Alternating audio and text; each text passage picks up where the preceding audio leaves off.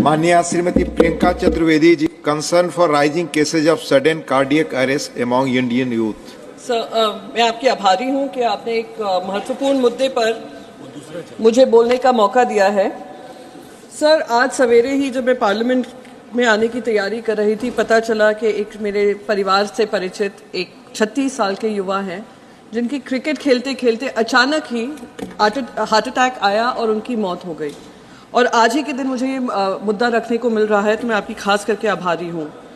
जो rising cases हैं India में सडन हार्ट अटैक्स के, वो एक चिंता का विषय है और मैं आपके ज़रिए हेल्थ मिनिस्ट्री को कहना चाहूँगी कि इस पे थोड़ी ज़्यादा रिसर्च कर एक डेटा बनाकर कि पोस्ट कोविड कॉम्प्लिकेशंस जो हो रहे हैं, जो मेडिसिन प्रिस्क्राइब की हैं, जो वैक्सीन्स हैं, उसको लेकर थोड़ा रिसर्च बैक्ड हमें फ्रेमवर्क बनाना पड़ेगा। कैसे हम लोग जो sudden heart attacks less than 50 year olds के हो रहे हैं, कैसे उसको काबू में ला सकते हैं।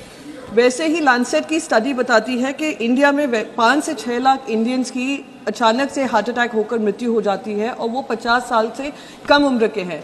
ये सिर्फ उनके परिवार के लिए ही दुख का विषय नहीं है, देश की अर्थव्यवस्था के लिए दुख का विषय है। तो एक डेटाबेस बनाने के मेरी आपसे रिक्वेस्ट है। और रोज़ अखबारों में आता है कि कोई डांडिया खेलते खेलते उनकी डेथ हो जाती है, कोई हार्ट कंडीशन नहीं है, कोई हेल्थ हिस्ट्री नहीं है हार्ट को लेकर, पर वो उनके अचानक से डेथ होती है।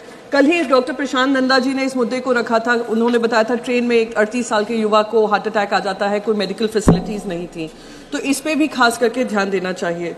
दूसरी चीज़ मैं कहना चाहूँगी सर, फाइज़र की वैक्सीन जो अमेरिका में काफ़ी लोगों को लगाई गई थी, अब आकर जब उन पर दबाव पड़ा है, उन्होंने बताया है क्या क्या उसके साइड इफ़ेक्ट्स हैं। तो शायद हमें इस पे भी आत्मचिंतन करने का विषय है कि जो वैक्सीन्स लगाई गई या कोविड का जो गंभीर स्वरूप जो लिया गया, जो मेडिसिन हमारी तरफ से प्रिस्क्राइब की गई, जो मिनिस्ट्री ऑफ हेल्थ और फैमिली वेलफेयर से आई थी, क्या उसमें कहीं कमी रह गई। साकेत गोखले जी हमारे बगल में बैठे हैं, 34 साल की उम्र में, विदाउट एनी हेल्थ इश्यूज़ उनको हार्ट अटैक आ जाता है। उनके डॉक्टर बताते हैं कि वो इसलिए है क्योंकि पोस्ट कोविड कॉम्प्लिकेशंस है। तो आपके माध्यम से सर मैं बस यही रिक्वेस्ट करूंगी कि ये एक इम्पॉर्टेंट विषय है, इस पर खास करके ध्यान देना चाहिए। Ministry of health and family welfare ने इसके गाइडलाइंस दिए हैं, पर वो इतने पुख्ता नहीं हैं कि इस इशू को एड्रेस कर पाएँ। आपकी आभारी हूँ कि आपने मुझे ये कहने का मौका दिया। Thank you so much sir.